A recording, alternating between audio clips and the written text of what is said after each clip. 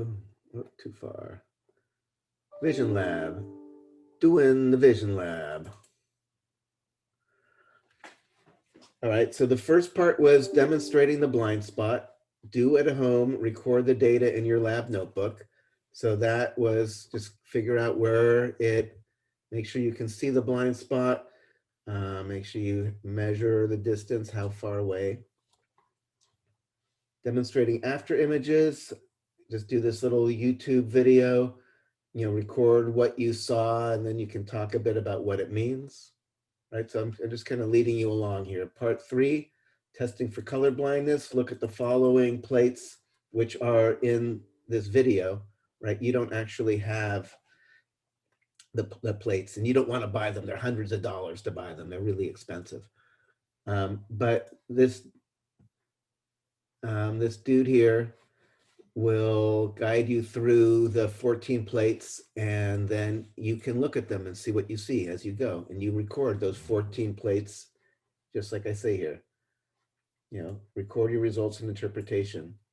Part 4, visual acuity. Print out the following and figure out your visual acuity with and without visual correction for both right and left eyes. And again, these are things, either a PDF or Word thing, and these are smaller than a normal eye chart, so they're scaled so you can use them at 6 feet away, so you don't have to be in a big room. You could just be in, you could do it in your kitchen, it'll work. So that's, yeah, so that's where you, did anybody do that? I did. Oh, and what did you find? I'm curious. Well, with my glasses, I was able to read them, all of them, but without the glasses, I could barely see the E, like the B. So that's what we find. In fact, the glasses are designed to bring your eyes into 2020. So in your lab notebook, put your, do both if you wear glasses, and, and again, it's pretty simple. You do need 2 people. You need somebody to point to a line and tell you if you've messed up or not. But so in your write-up, you should write down, and again, you do it separate, just with the left eye, just with the right eye, again, no glasses, and these are readers, but if you wore corrective lenses for normal, then you do it with and without your glasses as well. So any questions about that, the expectations there? So I thought people would be farther on that one. Astigmatism, this is, simpler. You just, and here the size and the scale doesn't matter as much.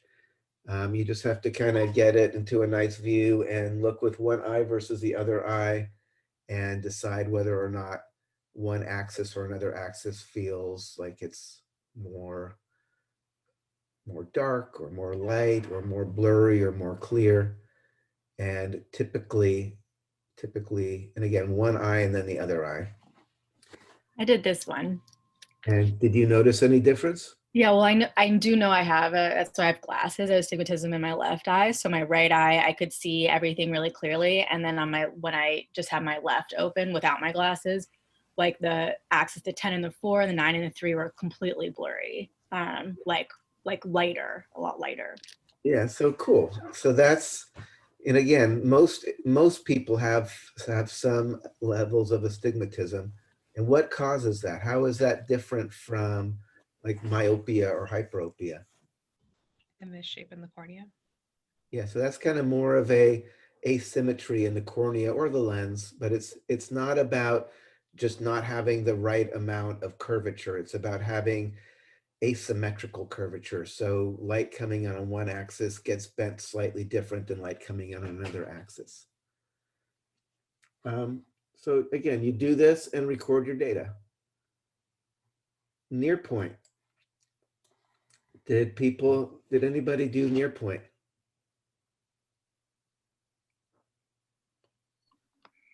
I did, and for my right eye, I got 7 centimeters, and for my left eye, I got 6 centimeters. All right, and so that's pretty typical for, because you look like a spring chicken there. Yeah, my glasses are just for distance. I don't really need them in class. I just kind of leave them on. Right, like again, for me, if I take off my readers, and you can see, yeah. If I hold the paper close to my face, it is just blurry. It's like I have to be almost an arm length before the letters are really like in focus well, unless I've got my groovy little glasses on. And again, what was the term we used for that concept that your near point gets farther and farther away? Myopia? The point of accommodation. But there was a term for having that near point of accommodation get that increase as you get older and older. Oh, presbyopia. Presbyopia. Again, I put, in fact,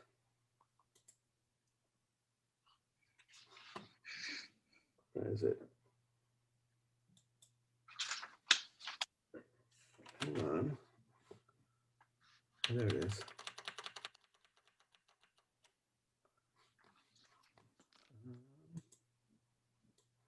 Dag nabbit. Hold on, I'm having.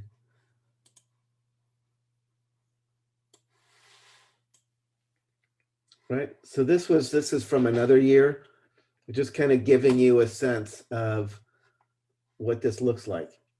You know, as people get older and older, the near point of accommodation just gets farther and farther away. So like in your write-up, you should put your own data, and then also talk about the bigger picture of either where you're at or what you might expect as time goes on. What's the evidence? So again, just the messenger. Let's see. Continuing. Again, if you haven't done these, so do this. This is, and make sure you, like, some people are really keeping up on stuff and some people seem pretty lost. And this is definitely a class where you have to put in quite a bit of time outside of class to still do well. Tests for binocular vision. So let's talk a little bit about depth perception. So why, let me stop sharing just for a moment. We'll do a little wrap on this. Why is it useful to have two eyes? For depth perception, actually. Right, because each eye sees pretty much the same part of the world, right? If I shut one eye or shut the other eye, things don't change very much at all. They do change a bit though. That's part of the thing in that lab where it has you put your fingers in front and blink back and forth and watch how your fingers like jump around. That's there to actually illustrate that the two eyes don't see exactly the same thing. They see slightly different views of the same thing. And then your brain takes both of those slightly different views of the image and creates this experience of stereoscopic depth. Again, if this is you, there's your nose, there's your eyes.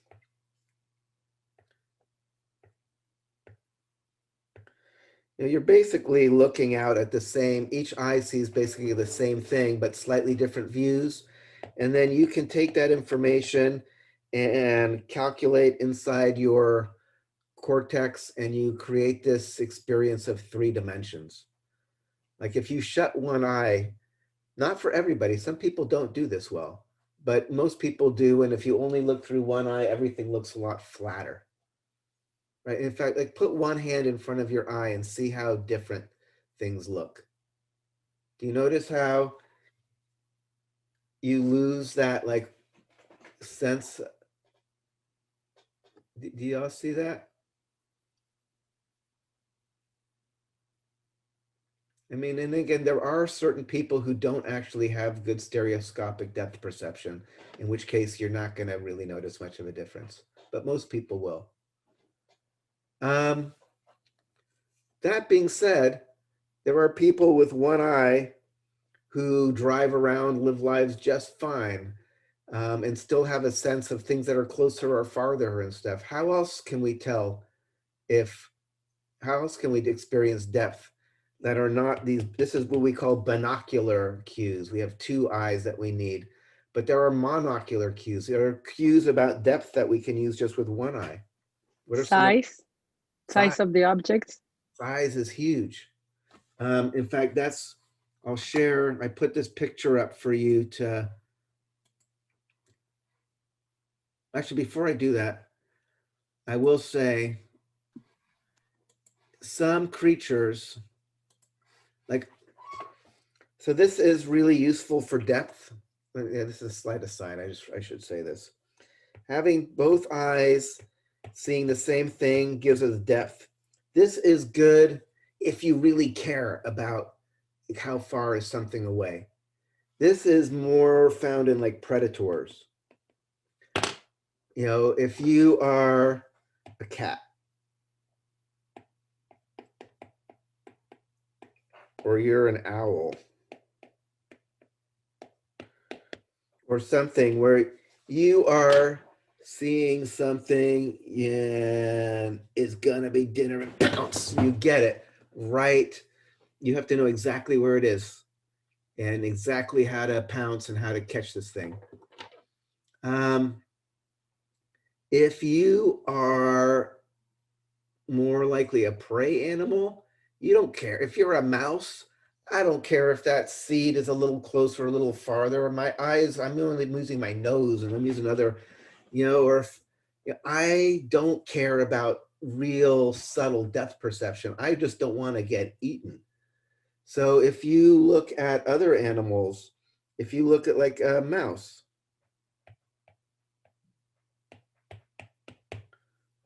their eyes are going to be on the side of their head. Or same thing for a bunny rabbit. Little Peter Cottontail. He's going to have his eyes more on the side of his head. Or even like a little songbird as opposed to a hawk.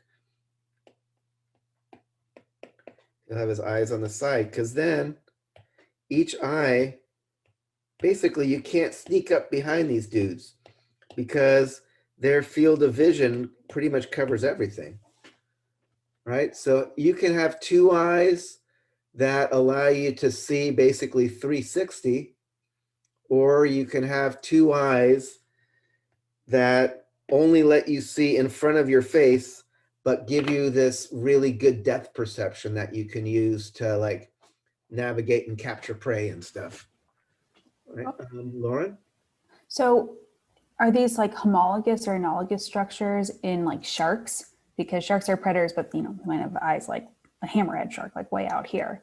Does it matter like if they're facing forward or rotate, or is it? So that I don't know. And the diffraction of light underwater is different. So I don't know. Fish are definitely not my forte. So Right. And then other creatures like, the eyes in insects are very different from our eyes. They have many, many lenses that create the images, but they're still really cool. They're more optimized to detect very slight changes in motion and things like that. There's different kinds of eyes. And fish eyes, I don't know enough about. Okay, so more mammals that we're kind of talking here. And birds. And birds. Like Okay. a songbird versus a hawk or an owl. Okay. So, and a cat versus a mouse. All right. So now back to what I was saying, or who was it? For somebody said size was another clue we used. Was it Maria? Yeah. So if we go back over to here, This, somebody made this in Photoshop, but I think it's brilliant. Does everybody see this picture on the front on their screen there? And if you look at it, it's really, really hard not to see a big car, a medium car, and a little car. It's really hard not to, but take a piece of paper or your finger or whatever and check the distance between the taillights on each car. Like right now, like on your screen. Each of those cars on that screen is the exact same size. They're cut and paste. It's not even they're similar. They are cut and paste. They are identical to each other. Yes, they are. I just did. Almost 2 centimeters. So Oh my goodness. Yes, are the same. they're exactly, so do you see that? If you aren't doing it, you should do it because it's weird, at least for me, even though I know that in my head, as soon as I kind of step back and look at it, I can't make them the same size in my brain. I can't, they just look, they just look 3 different sizes. I would have put money on it before. right. So that's just another clue that you have that things are farther or closer is perspective. Like you have a sense of what cars should be and how big they should be depending on a certain distance, right? If you see a person that looks really little out there, you don't, it's harder to do on Zoom versus in a classroom. But normally, like if Maria was sitting at the table next to me, but Stephen was sitting at the table in the back of the room, I just know Stephen is further away, that Stephen isn't tiny midget and Maria is a big giant, but in reality, Stephen looks little and Maria looks big, but it's based on perspective. So this idea that you use size and also just, what blocks what, and things move differently as you change your point of view, things will slide back and forth at different rates. So stereoscopic vision is one way to get depth perception, but it's not the only way. Just kind of be clear about that. What do you mean when we use size for depth perception? What's that? What do you mean? Like, I don't understand. We use size for depth perception? For instance, like right in the example of the cars, right? I have the fact that one car is smaller, another car, if something is littler or bigger on my retina, I will kind of decide by perspective, it's probably farther or closer away. Right, or if I'm gonna. So like something larger we would perceive as being closer versus something smaller would be perceived as being further Right, away. so if I'm, here's a classroom and here's one person and here's this other person like right in front of me. I'm not assuming like this is a giant and this is a little person. I would say this person's right up in front of my face and this person here is farther away. Right? But if I'm actually using a ruler and seeing how much space they're taking up on my retina, this person's head takes up way more space on my retina.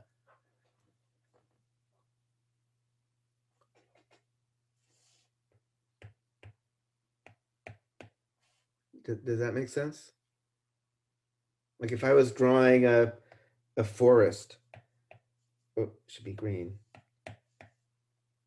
There's trees that are really close, and then there's all the, this drawing here, I'm not drawing it very well, but you would normally just kind of assume that the trees are getting smaller as you go out into the distance. This isn't like a bunch of trees all at the same distance, but big trees and little trees, right? Does that make sense? Stephen? Kinda, yeah. Okay, I mean, we can talk about it more later, but the basic idea is in the absence of stereoscopic depth, you can still use the clues about how big things are and your expectations about how big they should be to give you a sense of how far away or how close they are. So, as the trees go off into the distance, like in my drawing, I mean, again, my drawing kind of stinks here, but even there, I kind of get the sense that, okay, I'm looking at more of the trees in the distance are just looking like little dots, and these trees up close are looking like bigger trees. I'm not thinking, oh, this is just flat with, like, this is a picture of microscopic trees and medium-sized trees and huge trees. Okay, so the brain interprets that if something's small, it's probably farther away. Correct. Oh, now I get it. Okay. Yeah. Based on your expectations of how big it should be as well. So for the lab, it's normally we have test tubes. You could probably do this maybe with a piece of paper even. You need something where it's a kind of a tight fit. So you need something that's kind of like a tube. And then you need to have some kind of a pencil. All right, let me just. Blah, blah, blah, blah, blah. Stop share. And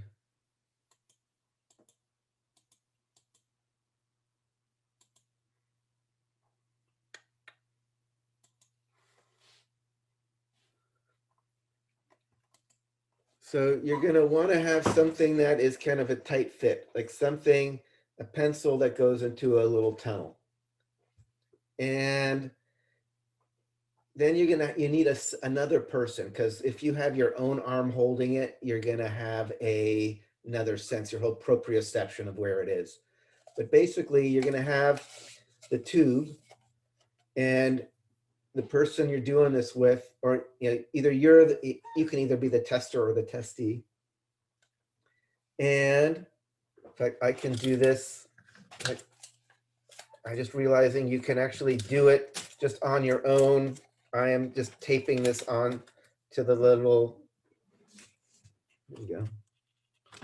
I have it like taped onto my little Choco Cat there. So I can with both eyes, and it should be somewhere not too far away, but not really close. So kind of some distance. And you want to try to get in one nice smooth move. So I'm going to go, I'm going to all right, down, got in, rabbit in the hole, boom, boom. And then you try to do it with only one eye. And again, I'm going to go rabbit in the hole. Oh, yeah. So do that and record your data and what it means about two eyes versus one eye. So that is, again, you have to improvise. We don't have the little, if you have test tubes, sure, use a test tube, but I just made it up with a piece of paper on a tape dispenser. Just do it however, the basic idea is you need a little tunnel and you need a pen that can dive down. And again, you're not going really just kind of sink it in with two eyes and then try it with one eye and see how good you do.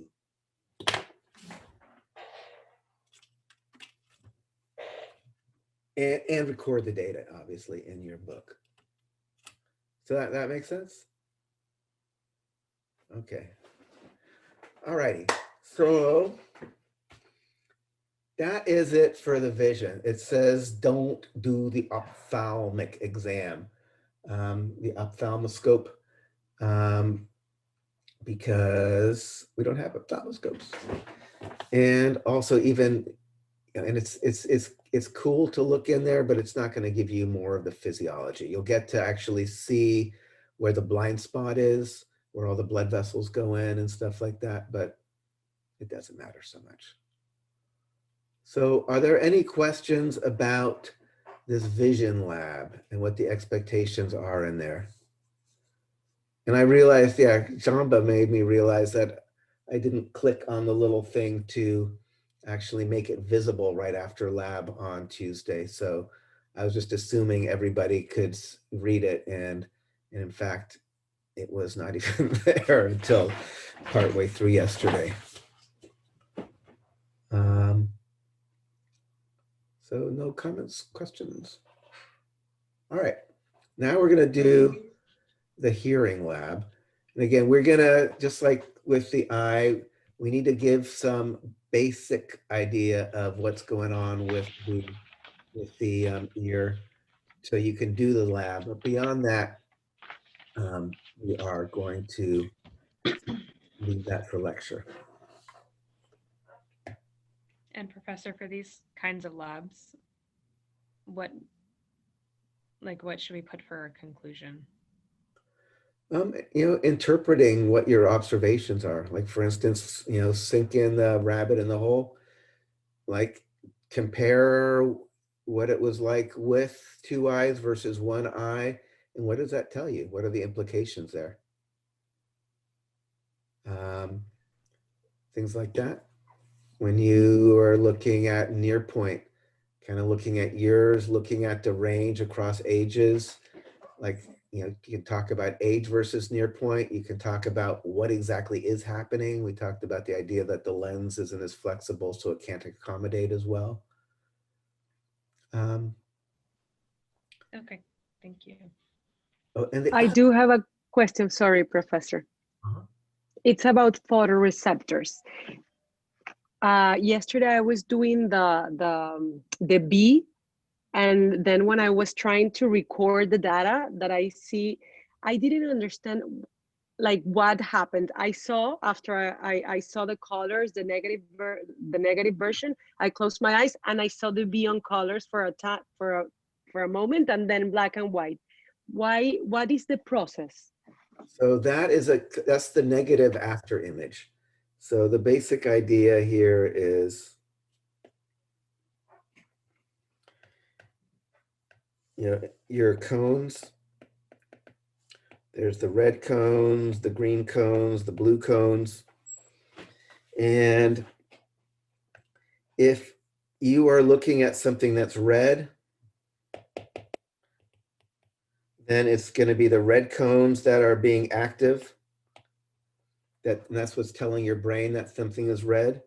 But if you just keep looking at this thing that's red, then these red cones basically get kind of tired and depleted. And so now they're kind of getting more tired. And then if I just get rid of that, what happens is, even though normally I wouldn't see anything, but because the red is kind of taking a rest, it's as if there was more blue and green there. So I'm going to, instead of seeing white, I'm going to see kind of this greenish after image where that light used to be, until these red cones kind of recover and then come back to balance it out again. Got it. Thank you so much. I didn't understand it before. And that this is the same concept as the bleach that they, okay. It bleached out like it, but it for was some briefly, seconds. very Briefly. Yeah, very Okay. briefly, it kind of bleached out. Okay, thank you. Yeah. Other questions? Okay, so actually, before we start the hearing, I've been grading. I'm still, God, I literally start around 6 and go until late, and I'm still not caught up in them all. Let me talk about lab write-ups. More and more of these are done. A whole bunch more are hopefully coming in today, because you need to get feedback on these, or else you're going to be in trouble for your lab exam next week. But this so this is where I'm not sure. I know that it's a weird situation this semester where some of the stuff that you're supposed to do, you can't do. And I've even told you like, well, tell me kind of what you would have seen. But I didn't mean for you to say, tell me what you would have seen, but as if you actually did see it. So a number of people have written stuff in their labs that I've been grading that are basically kind of, make believe. And that should not be. So lab write-ups. So I'm going to say like no make believe.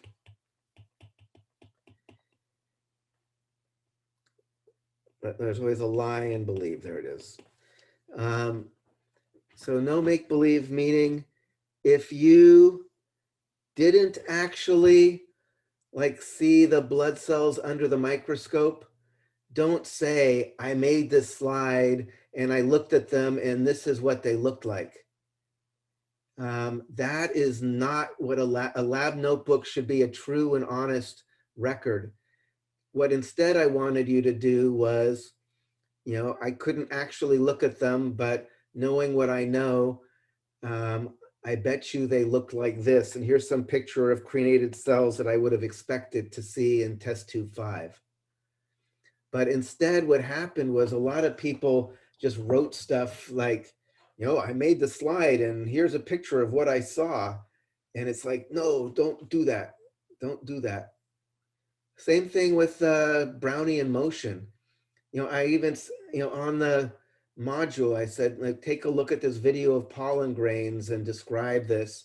And some people did that. Some people, said, I looked at, we saw the pollen grains jiggling and in the video, and this is what it means. But quite a few people just wrote this big expansive thing of we made the slide with the Carmen dye and then the dye particles were jiggling, and it's like, no, you didn't do that. You didn't see that. I talked about it a bit, but you didn't do it. So that's what I'm saying. Like, don't, that, I'm giving everyone the benefit of the doubt of like not quite getting the idea here. But from this point onward, if you aren't doing something yourself, you have to let me know, like, where are you getting this data from? Whenever you say that this is data and it's not something that you personally actually observed, you have to like be honest about that. So from now on, please, back in, what do they call, dry labbing. Like this is like, even in Bio 110, this becomes like a major issue where people don't actually do the lab, but they know what it's supposed to be like. So they write it up as if they had done it. And then you usually can tell from their data that, they're kind of full of it. So please, I know we're in a weird position of not being able to actually do actual things, but don't write a narrative that that is pure fiction, because that is not what the lab notebook should be. Yeah, again, like true and honest record. So other things about labs. I'm realizing part of the reason that I am not being able to like catch up on everything is kind of this iterative process. Like there's some of these labs I literally go, there can be like over the course of weeks, I go keep giving the same person feedback 10 times on the same lab. And then there's like, 28 students, and it gets to be thousands and thousands of going back in and trying. Come on.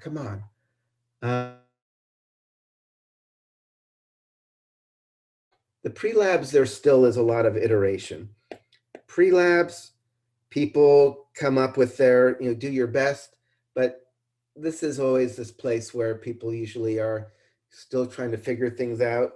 and it's really typical for you get some feedback, and then usually after a couple of 2 or 3 times, you're solid. And the pre-lab's really important so you understand what the experiment is about.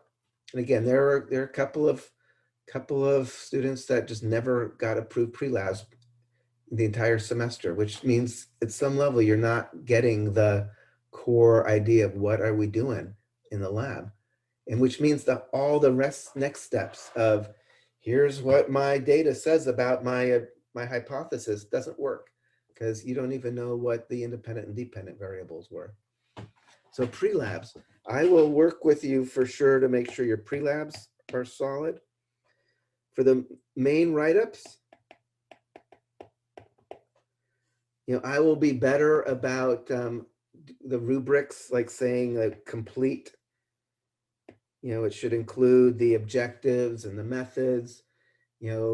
I'll be better in my thing about make sure your figures are numbered and referred to. Make sure your discussion brings in, your objective and your hypotheses and blah. I'll try as much as possible to lay out, here are the expectations. Please read those. But I would like people to kind of turn these in kind of complete and on time. So that way it's going to kind of be less of this thing where there's this kind of thing that never ends. I have them, I can grade them and then move on.